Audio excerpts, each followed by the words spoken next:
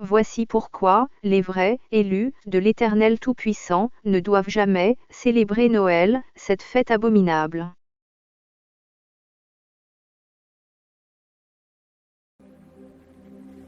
Écho de l'âme, que la paix du Seigneur soit avec vous. Aujourd'hui, je ne viens pas vous apporter un message facile, ni chercher des applaudissements. Je parle comme Carl Jung, quelqu'un qui a consacré sa vie à observer l'âme humaine. Et je viens avec un poids très lourd sur mon esprit. Une inquiétude que le Seigneur a placée dans mon cœur, et que je sais que beaucoup d'entre vous ressentent aussi dans le silence de leur chambre. Nous entrons dans cette période de l'année où le monde entier semble s'arrêter pour célébrer. Les lumières s'allument, la musique retentit partout, et on nous dit que c'est le temps de la paix et de l'amour. Mes frères et sœurs, je dois vous poser une question qui pourrait être dérangeante, mais nécessaire pour nous réveiller. Pourquoi le monde qui rejette le Christ aime-t-il tant Noël? Réfléchissez-y un instant. Nous voyons des personnes qui nient Dieu, qui vivent dans le péché ouvert, des athées, des occultistes, des gens qui se moquent de la Bible pendant 11 mois de l'année, mais qui en décembre dressent un sapin, chantent des chants de Noël, célèbrent prétendument la naissance du Sauveur. Cela ne vous semble-t-il pas étrange? Jésus a dit, « Si le monde vous hait, sachez qu'il m'a haï avant vous. » Si Noël était véritablement une fête qui glorifie le Christ saint de la Bible, le monde la haïrait, mais le monde l'embrasse. Et cela, bien-aimée Église, est le premier signal d'alarme. Avant d'entrer dans les racines profondes de cette tromperie, je sens dans mon esprit, et aussi en tant qu'observateur de la psyché collective, qu'il y a des personnes qui écoutent cela et qui depuis des années ressentent un malaise dans leur âme. Chaque décembre, elles sentent que quelque chose ne colle pas, mais elles ne savent pas quoi. C'est pourquoi je veux prier aujourd'hui d'une manière qui est aussi un exercice de conscience pour le discernement. Je veux que là où vous êtes, vous imaginiez écrire votre nom et votre pays comme un acte de foi et d'honnêteté intérieure en disant « Seigneur, je veux voir ta vérité. Je prendrai ces noms en mémoire et j'intercéderai demandant que l'Esprit Saint enlève tout voile de tradition de vos yeux et vous donne le courage de marcher dans la lumière, même si cela signifie aller à contre-courant. Frères et sœurs, ce que je vais partager aujourd'hui n'est pas pour juger ni pour condamner. Moi-même, j'ai été aveugle pendant de nombreuses années, suivant le courant, faisant ce que tout le monde faisait, parce que c'était toujours ainsi. Mais Dieu est en train de lever un groupe d'élus qui ne se conforment pas à la tradition humaine, mais qui ont faim de la vérité biblique pure. Beaucoup d'entre vous ont ressenti cette tristesse spirituelle en ces dates. Ce n'est pas la dépression de Noël, c'est l'Esprit Saint en vous qui s'attriste devant ce mélange. La Bible nous avertit dans 2 Corinthiens que la lumière n'a pas de communion avec les ténèbres. Et malheureusement, ce que nous appelons aujourd'hui Noël est un mélange dangereux où nous essayons de sanctifier des coutumes qui ne sont pas nées dans le cœur de Dieu, mais sur les autels de l'idolâtrie ancienne. Je vous supplie de ne pas éteindre ce message. Je sais qu'il touche des fibres sensibles, je sais qu'il remue des souvenirs d'enfance et des traditions familiales. Mais notre appel n'est pas d'être loyaux à la tradition des grands-parents. Notre appel est d'être loyaux au Roi des Rois. Si vous découvriez que ce que vous offrez à Dieu, il l'abhorre en réalité, continueriez-vous? C'est la question qui définit un véritable élu.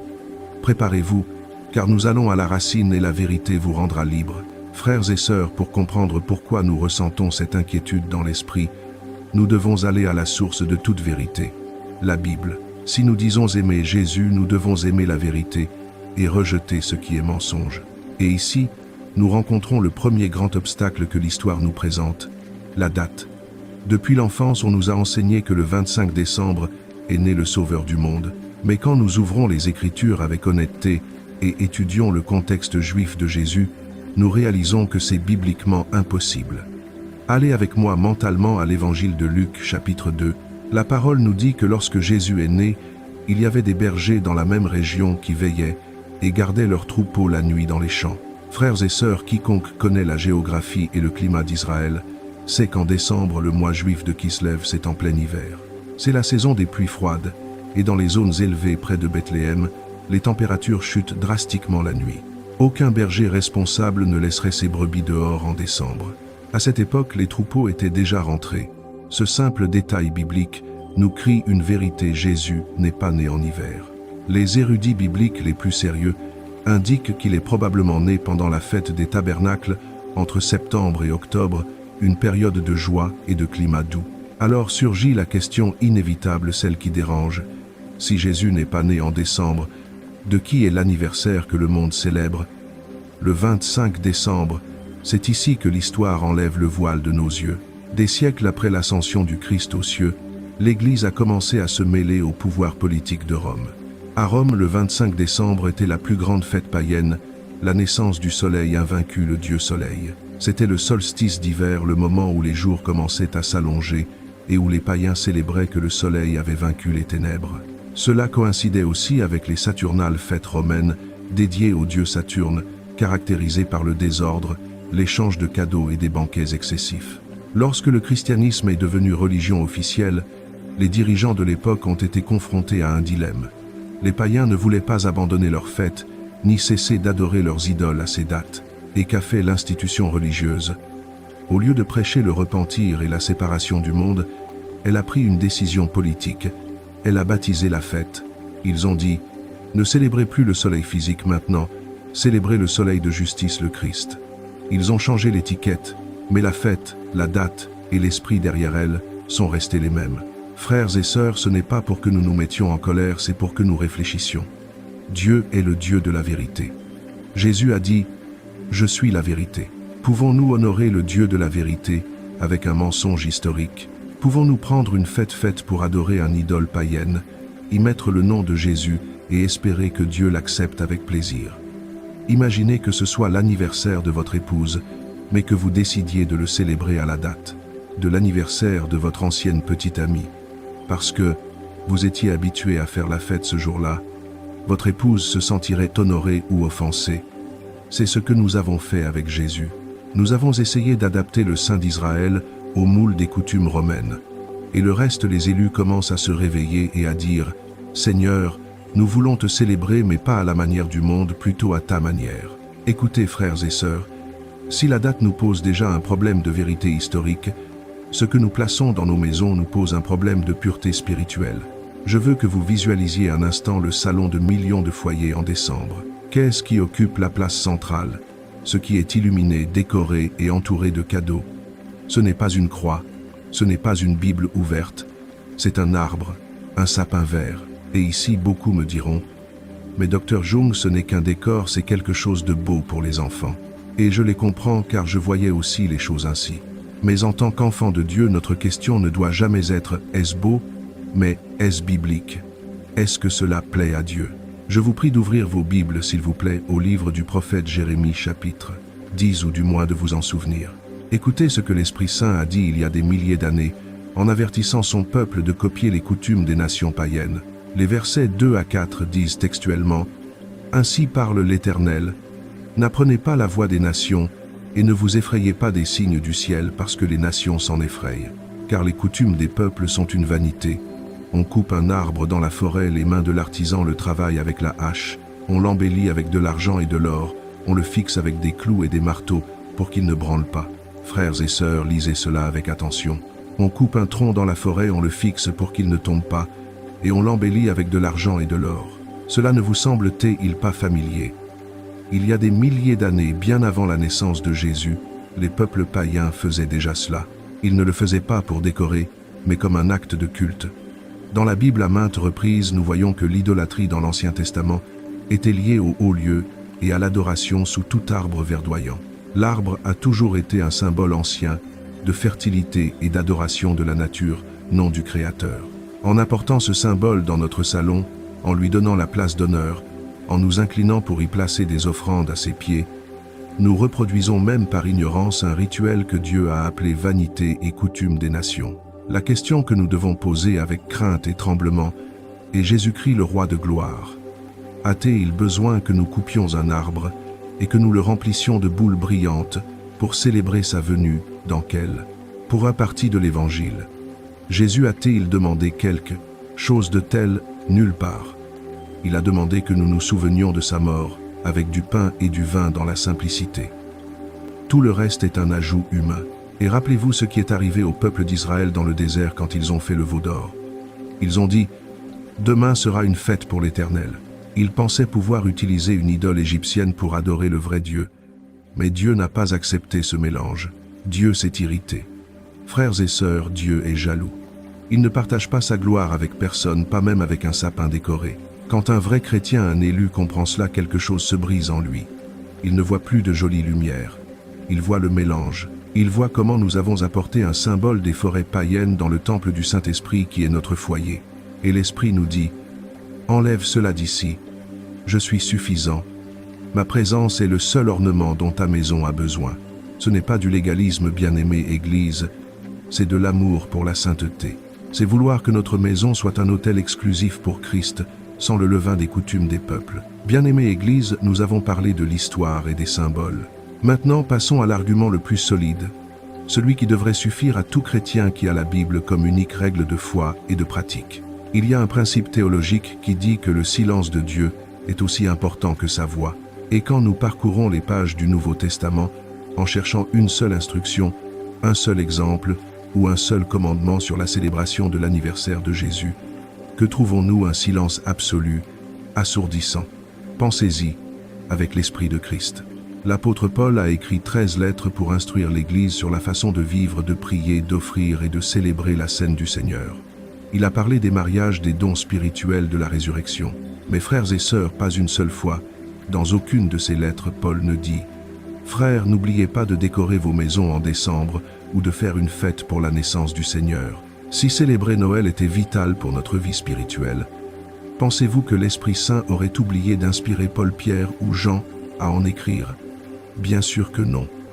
Dieu est le Dieu de l'ordre et du détail. Dans l'Ancien Testament, il a établi des dates précises pour la Pâque, pour la Pentecôte, pour les tabernacles. Dieu ne laisse pas ces choses au hasard. Si Dieu n'a pas laissé la date de la naissance de son Fils enregistrée, et s'il n'a pas laissé d'instruction pour la célébrer, c'est parce qu'il ne voulait pas que nous le fassions. L'historien biblique sait que l'Église primitive, cette Église de feu du livre des Actes, celle qui a bouleversé le monde, n'a jamais célébré Noël.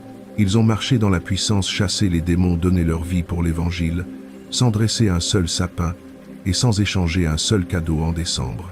Sommes-nous plus spirituels que les apôtres? Avons-nous besoin de béquilles culturelles dont ils n'avaient pas besoin? Et voici le contraste le plus puissant. Jésus, oui, nous a laissé un commandement clair sur ce que nous devions nous souvenir. Lors de la dernière scène, il n'a pas dit « Faites cela en mémoire de ma naissance ». Il a pris le pain, l'a rompu et a dit « Faites ceci en mémoire de moi », en référence à son corps brisé et à son sang versé. Le christianisme biblique, frères et sœurs, est centré sur la mort et la résurrection du Christ. Pourquoi? Parce que la crèche n'était qu'une étape nécessaire pour arriver à la croix. Le bébé dans la crèche n'a sauvé personne, c'est l'homme sur la croix qui a payé le prix. En concentrant toute notre énergie, notre argent et nos émotions sur la naissance, de façon subtile, nous détournons le regard de l'œuvre rédemptrice de la croix. Le monde aime le bébé Jésus parce qu'un bébé n'exige rien. Un bébé ne confronte pas le péché. Un bébé ne vous demande pas de prendre votre croix et de le suivre. Mais le Christ adulte, le Christ crucifié et ressuscité, celui-là exige toute votre vie. C'est pourquoi les élus, le vrai reste, s'accrochent à ce qui est écrit. Nous n'ajoutons pas à la parole. Si la Bible se tait, nous nous taisons. Si la Bible ordonne, nous obéissons. Notre adoration ne repose pas sur la créativité humaine, mais sur l'obéissance divine. Et dans cette obéissance, il y a une paix que aucune fête du monde ne peut offrir. Frères et sœurs, le Seigneur Jésus nous a donné une clé infaillible pour ne pas être trompés. Vous les reconnaîtrez à leurs fruits. Un bon arbre ne peut pas porter de mauvais fruits. Et si nous avons vu que la racine de cette fête est païenne maintenant, je vous invite à ouvrir vos yeux spirituels et à regarder les fruits que Noël produit dans la société actuelle. Produit-il la sainteté, le repentir, la crainte de Dieu? Regardez autour de vous en décembre. Le monde n'entre pas en jeûne de consécration. Le monde entre en frénésie de convoitise. C'est le mois où l'on consomme le plus d'alcool, où l'on pratique le plus de gourmandise, et tristement, où les taux de dépression et de suicide explosent. Si c'était véritablement la fête du prince de la paix, pourquoi tant de chaos, tant de stress, tant de tristesse? La réponse est dure mais nécessaire parce que ce n'est pas la fête du Christ, c'est la fête du Dieu argent. L'esprit qui opère derrière les lumières et les chants de Noël est un esprit de commerce. Nous voyons des familles chrétiennes s'endetter, utiliser des cartes de crédit qu'elles ne peuvent pas payer, compromettre la paix du foyer, juste pour satisfaire la pression sociale des cadeaux. La Bible dit « Ne devez rien à personne ». Mais en décembre, l'Église s'asservit au système financier. Nous sacrifions notre paix sur l'autel du consumérisme, pensant que l'amour se démontre par des choses matérielles. Et il y a quelque chose de plus sombre que nous devons affronter aujourd'hui, quelque chose que nous avons laissé entrer dans l'esprit de nos enfants avec une innocence dangereuse. Je parle de la figure de ce vieil homme vêtu de rouge que le monde appelle le Père Noël. Frères et sœurs, discernez avec moi quels attributs le monde attribue à ce personnage. On dit aux enfants, « Il te voit quand tu dors. Il sait si tu t'es bien comporté ou mal. Il est partout. Et Saint Dieu, ne voyez-vous pas ?» On attribue à un mythe humain des attributs qui n'appartiennent qu'à Jéhovah. L'omniscience, il sait tout. L'omniprésence, il est partout. Et le jugement, il décide qui mérite une récompense. C'est un substitut. C'est une idole conçue pour voler à Christ la gloire dans le cœur des enfants. Nous enseignons à nos enfants à attendre le Père Noël, à lui écrire des lettres à bien se comporter à cause de lui. Et Jésus, nous le laissons comme un bébé impuissant dans un coin.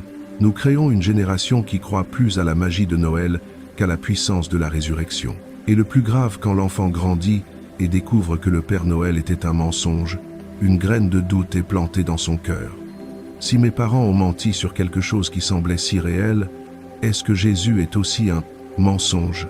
Le véritable élu, le chrétien, qui marche dans la peur. Lumière regarde tout ce scénario. Le stress, les dettes, le mensonge aux enfants, l'ivresse sociale, et dit « Je ne peux pas participer à cela. Nous ne pouvons pas nous asseoir à la table des démons et à la table du Seigneur. Nous ne pouvons pas célébrer le Dieu de la vérité en promouvant une fantaisie. » L'esprit de Noël n'est pas l'Esprit Saint. C'est un esprit de distraction qui endort l'Église pour qu'elle ne se prépare pas à la vraie venue du Christ, qui ne sera pas dans un traîneau, mais sur les nuées avec grande gloire pour juger les nations. Nous arrivons à la fin de ce message, et je sais que beaucoup d'entre vous ressentent maintenant une bataille dans leur esprit. D'un côté, la vérité biblique résonne dans l'esprit. De l'autre, le poids de la famille, de la coutume, et la peur d'être pointé du doigt crie pour que vous ne fassiez rien. Mais bien-aimée Église, le Seigneur ne nous a pas appelés à être populaires. Il nous a appelés à être saints.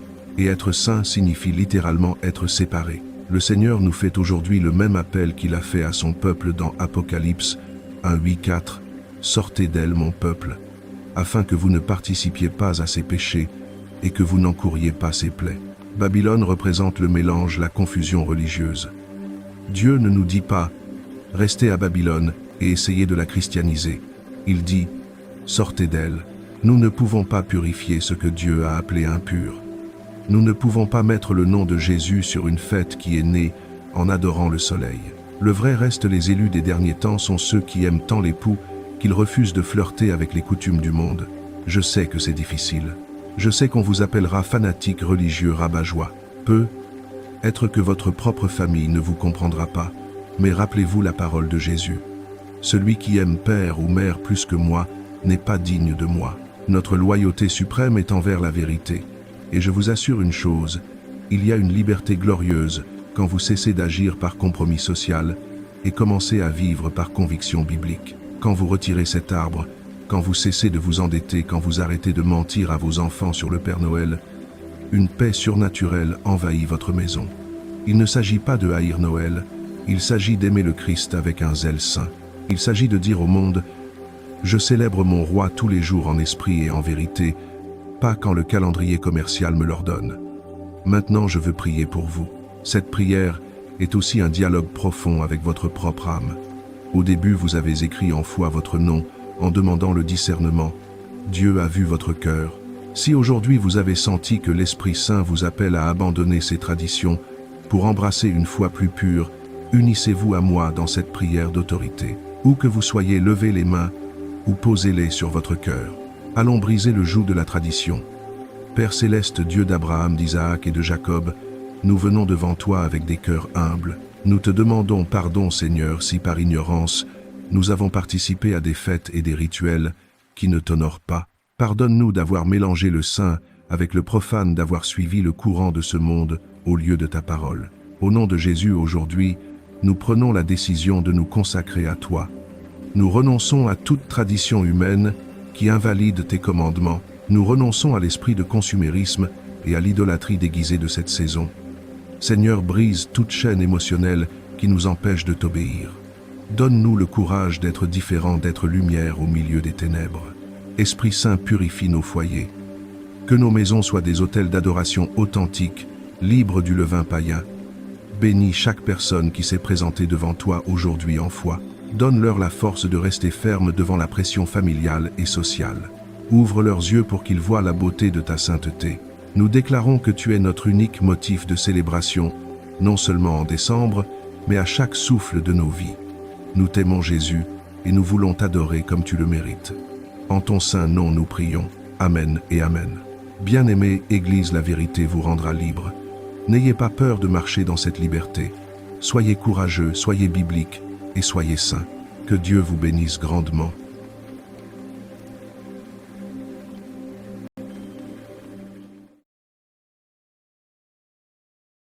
Attention! Ne célébrez pas cette fête abominable appelée Noël.